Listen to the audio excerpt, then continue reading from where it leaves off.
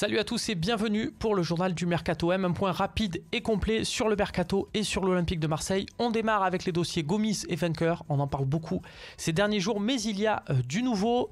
L'Olympique de Marseille a fait savoir aux deux joueurs qu'il était hors de question de s'aligner sur les propositions de salaire qu'ils avaient déjà. Du coup, Bafétimbi Gomis serait peut-être sur le point de s'engager avec Galatasaray. Une visite médicale pourrait être passée à Paris dans la foulée si jamais il se mettait d'accord avec les dirigeants stambouliotes.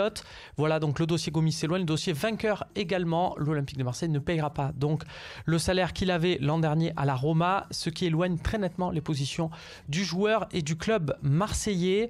C'est aussi au point mort pour Jérémy Mathieu, le défenseur de Barcelone, sur une indiscrétion de la Provence. Enfin, Stéphane Sparagna pourrait lui partir à Boavista. Julien Fabry, lui, est convoité par 3 formations de Ligue 2, dont Brest, qui se fait très insistant.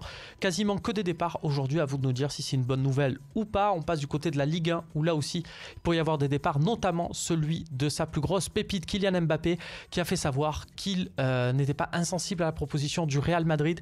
Real Madrid-Monaco, il va falloir prendre une décision. En tout cas, ça pourrait impacter l'Olympique de Marseille pour savoir si Monaco se sépare de Mbappé et de Valère Germain. Ça ferait quand même 2 départs en attaque. Du côté de Nice, Mario Balotelli qui était annoncé à Dortmund, qui était annoncé à Marseille, un peu partout en Europe, il faut être honnête, et bien finalement il pourrait faire une deuxième saison à Nice, qui a réfléchi et qui se dit qu'elle a de quoi payer son salaire une deuxième saison, notamment avec la vente de Série. On finit avec le PSG qui pourrait vendre Lucas du côté de l'Inter Milan. Déjà une sacrée performance, et pour le remplacer, ce serait James Rodriguez du Real qui est sur les tablettes. Ça ferait de suite une toute autre équipe au PSG.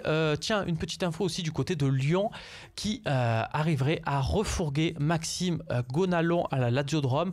Sacrée performance si Jean-Michel Aulas y arrivait.